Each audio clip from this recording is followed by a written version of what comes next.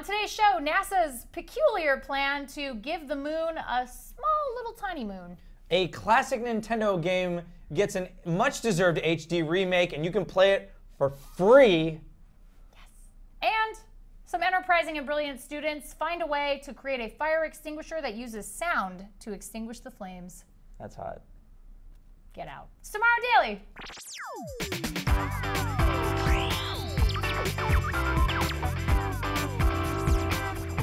Greetings, citizens of the internet. Welcome to Tomorrow Daily, the best geek talk show in the known universe. I'm your host, Ashley Skella. Join me, as always, Khail Anonymous. How you doing?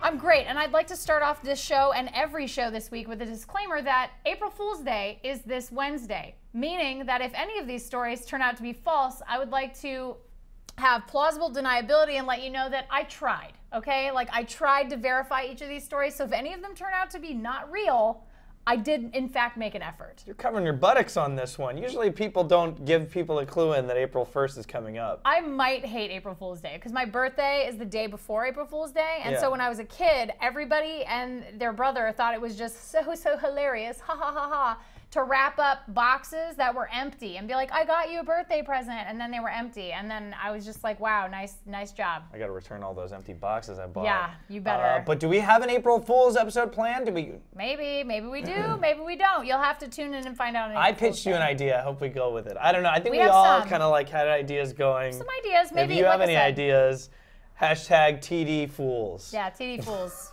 And if you just I just made that up. Tell us we're idiots. Hashtag TD Fools. Yeah, TD Fools. Also appropriate. Yeah. Also, you have pictures of clowns. Hashtag TD Fools. Court gestures, anything like that. Anything. Just send them over. How about some news? All right, hit the headlines. Oh, this show is out of hand already. Off to a great start. All right, so we got to talk about this moon for the moon. Okay. This is a weird thing, but it is true because NASA posted this video on their website. So NASA has this mission that is called the Asteroid Redirect Mission. It's called ARM. And ARM, the point of ARM is to figure out ways to sort of not have a catastrophic asteroid impact on Earth, which seems pretty important. Mm-hmm. And so they have this plan. This is a concept where a robotic spacecraft, this is the video they released that they explain how the entire mission would work. A robotic spacecraft would fly to an asteroid, grab a boulder off of it, and then bring it back to the moon and then put it in the moon's orbit. What? Yeah, so they would make this little boulder off of an asteroid a little moon for the moon, kind of. Okay. Okay, so that seems super weird, I know, because you're like, how is that going to protect us from asteroids? This seems crazy. This seems totally crazy, but it actually makes a little bit of sense because this robotic spacecraft is going to take about 6 years to go and get the craft back to place the rock in orbit at the moon. And during that time, NASA will be learning how the rock moves through space, and so they might potentially figure out how to sort of steer asteroids headed to Earth away from us. So they're going to have to get the rock over here, which means they're going to have to figure out how it moves through space.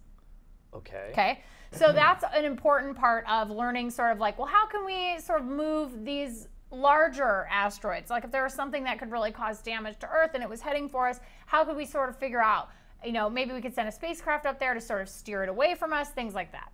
And then the other part of that is they'll be examining and studying the boulder as it comes back, not just the way it moves through space, but also what it's composed of, what it, you know, a lot of things about it. They want to learn about it. And then there's a second part of the mission, which is pretty cool. It's a manned mission on the Orion spacecraft, and they're going to send astronauts up to this robotic spacecraft. They're going to dock with it, and they would inspect the boulder before they put it in that orbit. So when the robotic craft arrives near the moon, then they would also collect hard samples that they would then bring back down to Earth to be tested in the lab.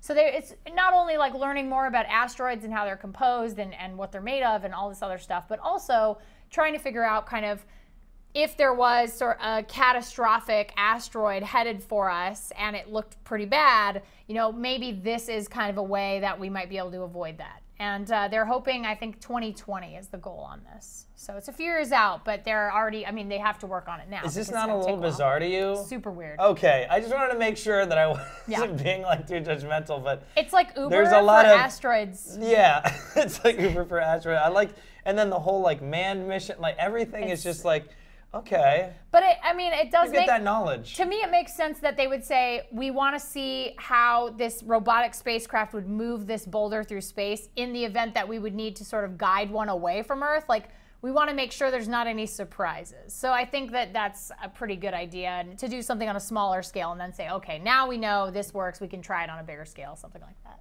All right. Pretty I got a lot to think about on that one. Fascinating yeah, stuff. I thought that was pretty weird. Yeah, it's super great. weird. It's great that and if you're just listening, it's great that they had all the visuals. Oh, yeah. Every step of the way, this is what it's going to look like. They not only have the robotic mission video, they have the manned mission video too, so you can watch simulations of both. We didn't which is see pretty that. Cool. But Yeah, they have both on NASA's YouTube page, which I thought was fantastic. So, so yeah, that's what they want to do with Asteroid and ARM. That's the mission, which is pretty awesome. All right. Yeah. So tell me about this HD remake. Rather than tell you, I want to show you and tell you. I went ahead and tried the demo out, and I made a little video. So take it away, Khail.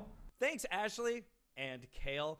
Today we have a really cool mod to show off and some really cool tech. So let's get started because it is a mod of a Super Mario 64. Never mind. Anyway, so as you can see, Super Mario 64 in HD. It looks very beautiful. Everything's fluffy. The grass is green and mowed freshly. This is obviously the first level from Mario 64, but let's talk about the tech being used here. This is built from the ground up in the Unity engine, but this is to show off, this is a demo to show off the Super Character Creator created by a guy named Royce Dan Ross. Now, the Super Character Creator is a program that he built that is supposed to it's supposed to detect ground detection, collision detection, pushback, anything you'd expect from a video game character. Let's watch me get completely destroyed here. Let me get wrecked. Boom! Oh, wow, that didn't hurt at all. Mario's been eating lots of spaghetti. I gotta stop. Anyway, so you can play this if you have a Mac, a PC, or Linux. It's available through if you have the Unity engine, which you can download if you just go to the browser. It's available on Royce and Ross's WordPress. If you look that up, he only has the first level. He's not going to build the whole thing. He said he's got better things to do. He's building freaking engines over here. So you can go and check that out on his website, play the demo. I'm going to try and make it to the Bomb King up here if I can in the meantime. But yeah, it's available, and he leaves kind of the coding up there so you can try and build one of your own, or maybe finish this game. We're hoping that somebody finishes making Mario 64. Whoa! Making Mario 64. Somebody at home is watching this and being like, Khail is noobish noob. I don't know. What do people say these days? Okay, hold on. But yeah, like I said, he hasn't completed the whole thing. There are some things missing, but this is a really cool, impressive look at what can be done with the Super Character Creator. Go ahead and check it out on Royce and Ross's website. Thanks again, and back to you, Khail and Ashley. Thanks, Khail. Thank you, Khail. Thank you, past, present, future Khail. But you should go check it out. You should give it a shot. Yeah, that's pretty cool. Yeah, that's fun stuff. So bringing us to our hashtag of the day, TD64. Ooh, that's great. You can't stop, can you? You just can't stop. I'm not sorry. You actually have a good Mario impression. It's pretty good. Is it? Yeah, I'm enjoying it. So basically, because Super Mario 64 kind of ruined my life at the time when it was out, like I wanted to play it nonstop. I thought it would be fun to do the hashtag of the day, TD64. What game would ruin your life if you could play it in browser? Because you can play that in browser. Yeah. Like straight up, right in your browser. Okay. Yeah. So what game would ruin your life if you could play it in a browser? Like you just forget it, I'm done. Well, I think for some of us it would help if it like had multiplayer too. Yeah, co-op. So yeah, fun. because I put in some hours for, you know what, Smash Brothers. You're gonna say Smash Brothers? I'm gonna say Smash Brothers. I'm sticking with the Nintendo thing just because Okay. you got it in All my right. head, but I'm saying Smash Brothers because if I could just play with somebody that's on another computer, like in the same building or anything like that, even if it was mobile, it's over. What about you? I would say, gosh, there's so many good choices, but I would say staying with Nintendo, I would say I would probably play a whole lot of, I think I would play like Super Mario 3D World if you could connect to, like if it wasn't just local multiplayer, like I feel like I'd play that game a lot. Like, and like play with other people and just play levels with people over and over again, like all around the world. We're spoiled. We want that connection. It doesn't matter if it's in the browser. We want to be able to still connect. That's like we can't play without it anymore. It's just the way we are. I love the idea of being able to just like randomly connect to a group of 3 other people that wait in like a little like lobby or whatever, and then it's just okay. You're all gonna play this random level, or you can pick what level, or you can randomize. Like this would be an issue because no one would get any work done. That's what I'm saying. My original answer was GoldenEye. But we gotta say, you don't have to say Nintendo stuff. It's TD64. You can say anything you want. See, it's the 64 that got it into our head. I know. Another good one, I would say Diablo. Like if I could just play that in browser all the time, my life would end. Diablo 3 would just be over. I don't even want to think about that future. It's terrible. All right, so tell us about this fire extinguisher, this audio fire extinguisher. This is pretty cool. So there was an electrical engineering student. His name is Seth Robertson, and there was a computer engineering major named Viet Tran. And they worked together at George Mason University in Virginia. And they made this really cool fire extinguisher that actually uses low frequency sound waves to put out fires. So check this out. So they're lighting this alcohol accelerant induced fire inside a pan. And they're going to use what kind of looks like a really cobbled together Ghostbusters pack, but not quite. Awesome. Like they're going to use that on the fire to put it out. And so there you go. See, they just put out the fire. With sound.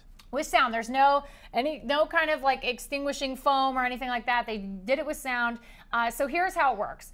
The idea is if you keep oxygen from the flames long enough, the fire would get suffocated, right? So you need oxygen for fire. It's one of the 3 things you need to make fire, yeah. Correct. So this uses low frequency sound waves to displace the oxygen in that area. So it's between, I think it was like -20 and -40 dB or something like that. I don't have the exact decibel levels. But they basically use that canister thing to focus the sound waves at the area where the fire is, and then it displaces the oxygen long enough to where there's no oxygen, the fire suffocates itself and it dies. And you never run out. It's infinite extinguishing. Yeah, so this prototype that they made is portable, which we've seen. That looked pretty bulky, but yeah. Pretty bulky, but here's the thing: like we've seen something like this before, a fire extinguisher that uses sound from DARPA, but it was huge and it was definitely not portable. And these guys kind of took it upon themselves to sort of take it to the next level. So there's a sound frequency generator on it, an amplifier, and then there's the collimator, which is the thing that they're pointing at the fire. It's like the little sort of cylinder that focuses the sound waves. So they're saying it can put out small fires with alcohol accelerants, which is what you're seeing in the video. But they said the real challenge is kind of developing this further to battle different types of fires. So of course you have like brush fires, you have grease fires, there's different kinds of fires, and they don't really know like exactly how they might make that work, because another challenge would be keeping the fire from reigniting. So when you have things like forest fires, you have hot spots that need to be cooled down with water. And so these guys are like, we're trying to figure out ways to sort of kind of develop it further. Make it bigger. Make it bigger, battle larger fires.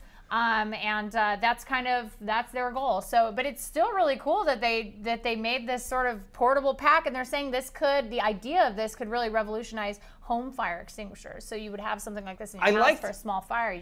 I liked your angle with the forest fire thing, because you get out there and there's not water all the time. You're out there and you cannot. That's why they have to go and get the planes and like dump stuff, and they have to go into people's pools. And that takes time. Yeah. And that's just time for the fire to grow. So which is never good. And then of course you have the idea of like putting firefighters' lives in danger. You have them in these forest fires where they have these situations where the fire can come back into that area and overcome them, and it's incredibly dangerous. And California has an amazing, the CDF, the California Department of Forestry, like they're incredible at firefighting. This is literally one of our seasons. We don't actually have a fall, it's just fire. Like that's our season here.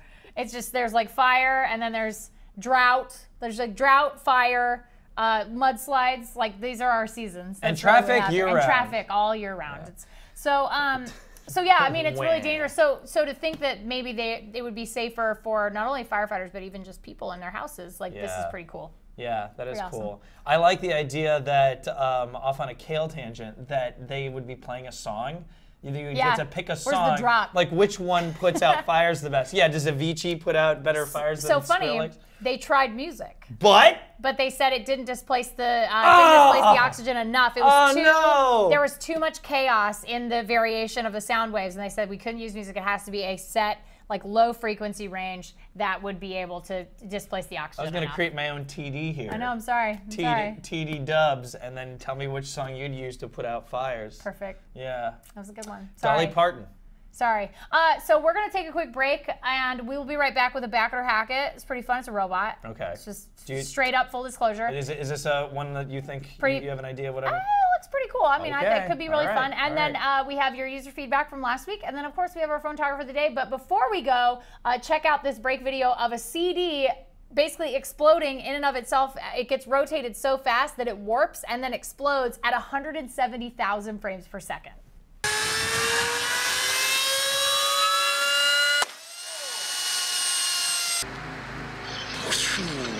Wow, that's cool. That is amazing.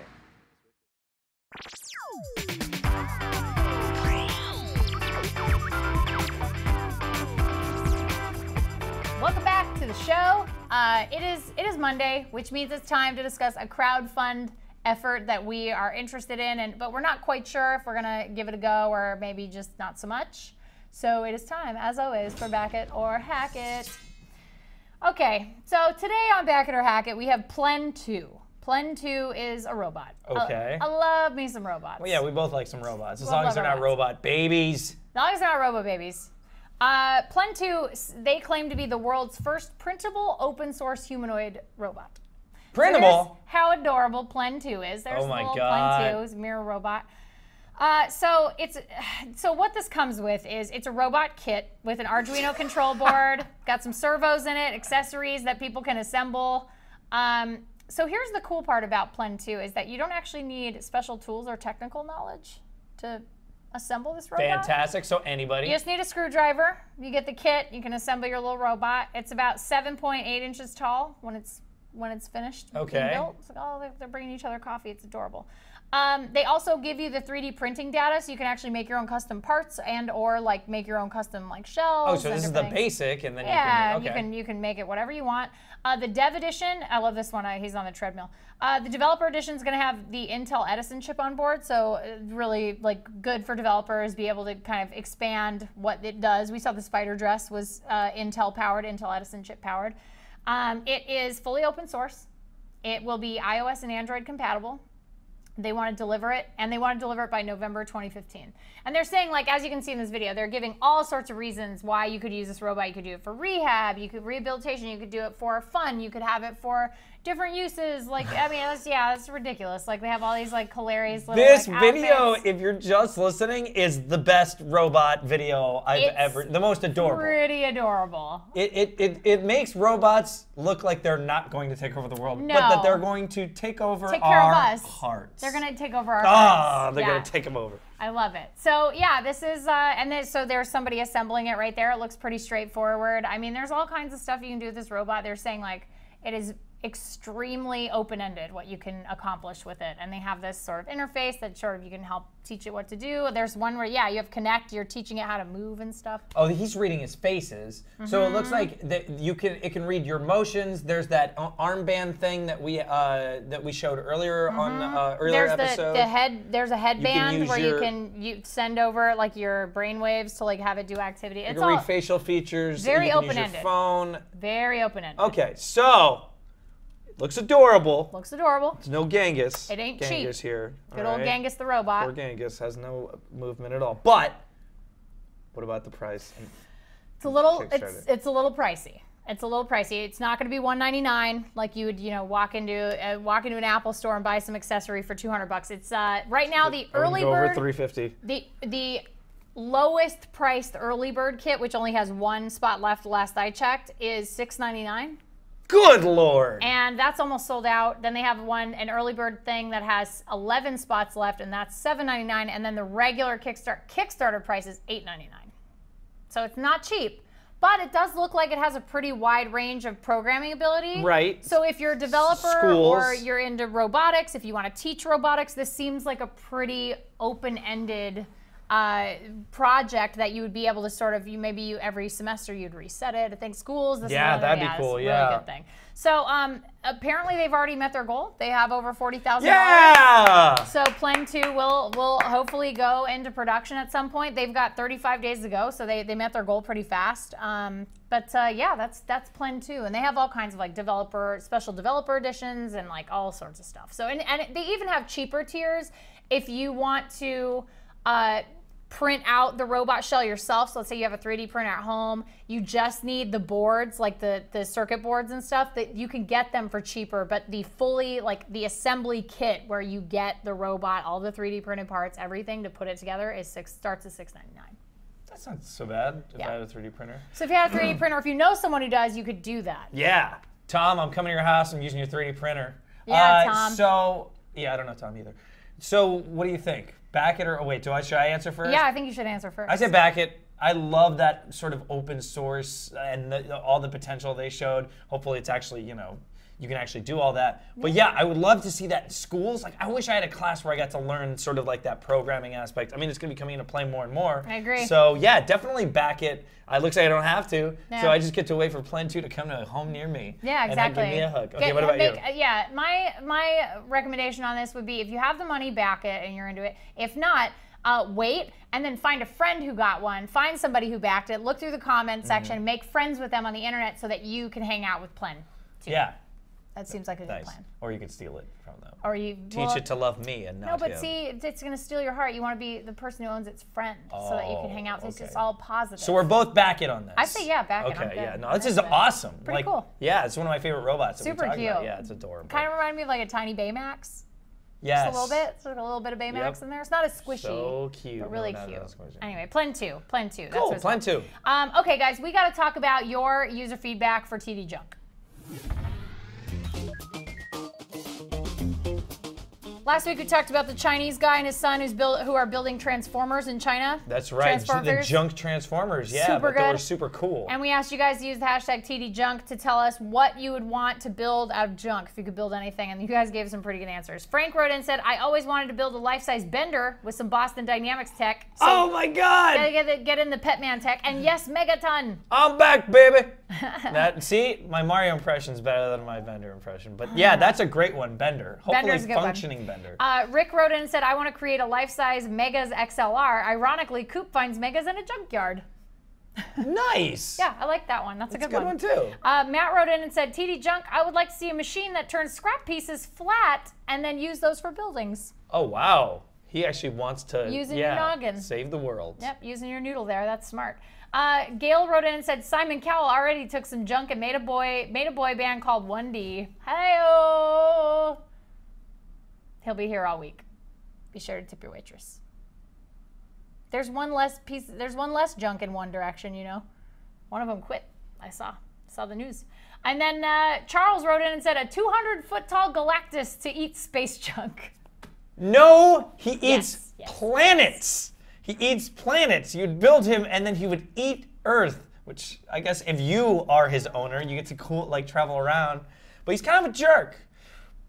Fair, okay, fair. Fine. And then finally we got an email from Rob saying, Dear Ashley, I thought that was a funny idea that you came up with about making Jupiter Earth's landfill. Now the only problem is, now the planet is filled with space junk. How do we get rid of the junk? Will we burn it or find a way to repurpose the junk? Okay, here's my plan. We wait for asteroids, big Earth-shattering asteroids to go by Jupiter, gravitational pull, sucks the asteroids in, asteroid impact destroys all space junk. We start over. It's a clean slate. We just keep it self-sustaining.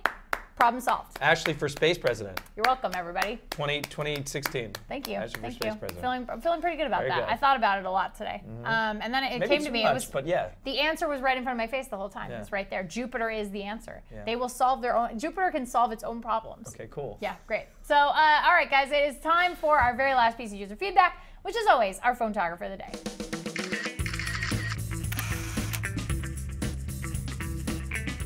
All right, so this comes from Marton. Marton. Nice pronunciation. Thank you. Muchas gracias. He writes in and he says, Dear TD, I am Marton from Hungary. And I have taken this photo of the main building of the University of Debrecen in Hungary with a Samsung Galaxy Trend Plus. I've never heard of this phone. Yeah, I've never heard of it either. But it's a nice picture. The structure, which is much more tremendous than it looks in the picture, was built more than 80 years ago. The fountains in front of it will be turned on soon. Anyway, I'm learning English and IT here, and I absolutely love this university. I like your show very much. Best wishes, Marton. What a nice picture. I've never heard of that phone before, but it looks like it takes amazing photos, better than my phone. So. I'm dying to know what the fountain looks like when it's turned on. Marton's got his work cut out for him. He's got to send us some more photos of the fountain. There's so much space here for a Photoshop. I mean, what could we add to this picture? I mean, it's pretty good. But I feel like somebody getting some book learning done feels like maybe like a Bruce Banner reading a book in front of the university. Oh, you want Bruce Banner in there? Would be pretty good. Mark Ruffalo, Bruce Banner. I want George Clooney playing basketball. Oh, good. I like it. You can find those pictures on the internet. Oh, I know. He does play basketball. I want him playing basketball at this university. I wish we knew what Marton looked like. We could put him playing against Marton. Marton, if you have a picture, just Photoshop yourself playing basketball against George Clooney and send that in. Yeah, this is getting weird, but yeah. It's getting super specific, but I dig it. All right.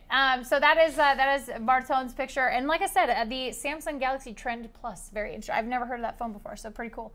If you guys want to send in your photography, send us your picture, a little bit about it, and what device you took the picture with, and you can email it to tomorrow@cnet.com. We'll also take other stuff, old family recipes, tips, tricks, story ideas. No April Fool's story ideas. I will not accept them. I'll yell at you over email.